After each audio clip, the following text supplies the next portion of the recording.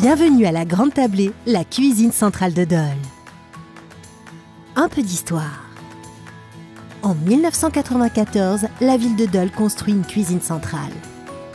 Le 1er janvier 2014, un syndicat mixte ouvert de gestion de la cuisine centrale est créé. En 2017, des travaux d'agrandissement et de restructuration de la cuisine sont élaborés avec la possibilité de confectionner jusqu'à 4000 repas par jour. On a pris l'initiative de lancer nos travaux. On a pensé qu'un calibrage à 4000 repas, c'était bien. Si on veut faire du fait maison, il fallait absolument réinvestir. Et ça, c'était important parce qu'aujourd'hui, les gens, ils veulent des bons produits, ils veulent qu'ils soient cuisinés, transformés sur place. Donc, il fallait qu'on investisse. C'est ce qu'on a fait. Donc maintenant, voilà, on est arrivé à une dimension qui est tout à fait à taille humaine, on va dire, mais en même temps, on peut faire des choses quand même très intéressantes. La forme juridique de la cuisine centrale est un syndicat mixte. Le conseil d'administration est composé de membres du syndicat. Conseil départemental, communauté d'agglomération du Grand Dole, communauté de communes Jura-Nord, communauté de communes de la Plaine Jurassienne, CCAS de Dole et CCAS de Dampary.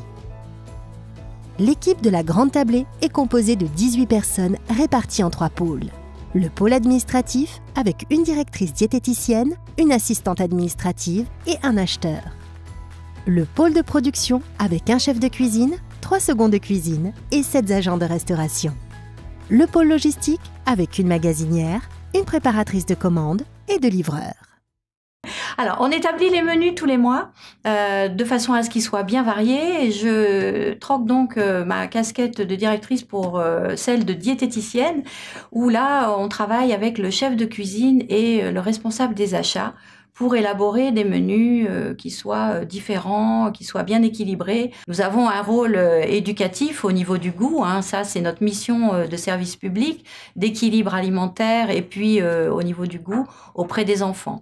Même si le repas pour l'ensemble de nos convives doit rester dans le plaisir avant tout de manger, mais ce plaisir en découvrant de nouvelles saveurs. Élaboration des menus. Ils sont établis en interne à partir d'un plan alimentaire équilibré. Répondant aux directives de l'arrêté du 30 septembre 2011, ils respectent la saisonnalité des fruits et légumes et intègrent des produits biologiques. Des commissions de menus sont tenues régulièrement avec les responsables d'établissement et des convives pour réajuster aux besoins les prestations fournies. La répartition des repas se divise de la manière suivante. 62% pour les scolaires, 20% pour les personnes âgées, 13% pour les collèges, 3% pour les adultes et enfin 2% pour les crèches. Donc nos différents clients vont de la toute petite enfance, puisque nous avons aujourd'hui des repas crèches, et ensuite du scolaire qui est la grosse partie, enfin la partie la plus importante de notre activité. Ensuite, un petit peu de repas adultes et des personnes âgées. Donc au niveau des personnes âgées, nous avons des foyers logements et du portage de repas à domicile. Pour le portage de repas à domicile, les repas sont fabriqués chez nous, bien sûr, en portions individuelles et mis à disposition des services de portage qui viennent les chercher le matin, font leur répartition et puis partent livrer ensuite chez le client. Bonjour Monsieur Perrin, c'est les repas à domicile. Quoi?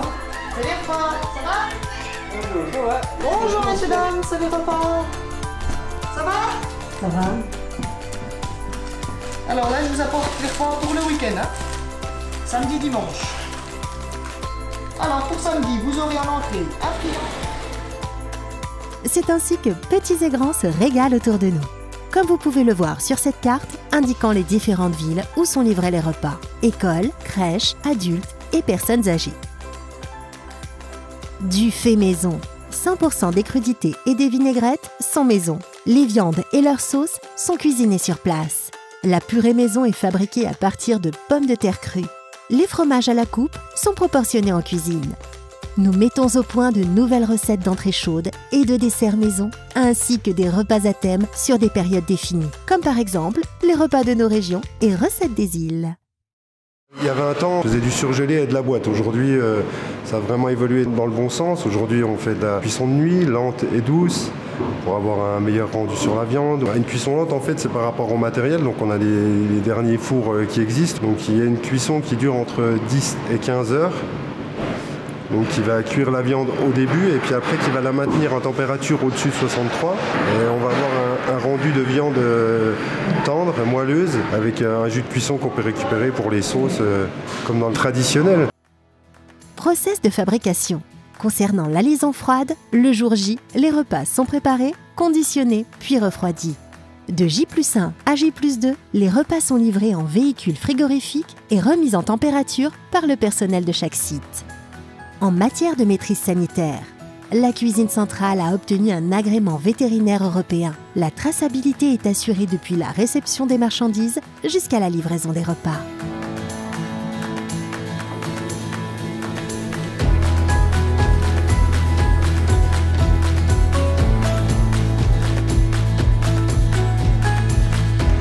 Notre mode de fonctionnement est la liaison froide, donc nos repas qui sont cuisinés sur place sont ensuite conditionnés à chaud et refroidis.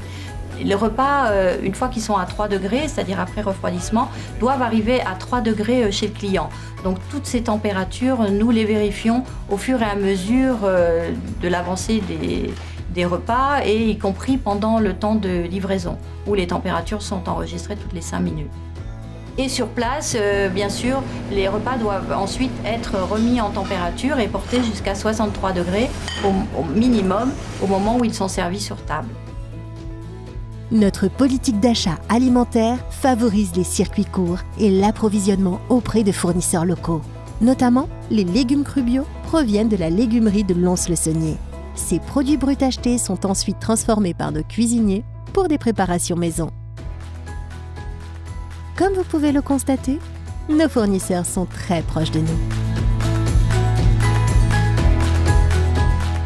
Le local, le plus possible, dans les meilleures conditions possibles, puisque le but aujourd'hui, c'est d'avoir des matières premières de bonne qualité.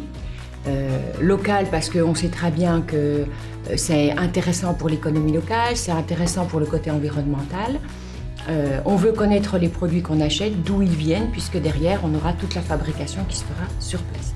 Donc le local, c'est vraiment quelque chose qui nous tient à cœur et qu'on va tâcher d'ailleurs de développer de plus en plus dans les mois et les années à venir.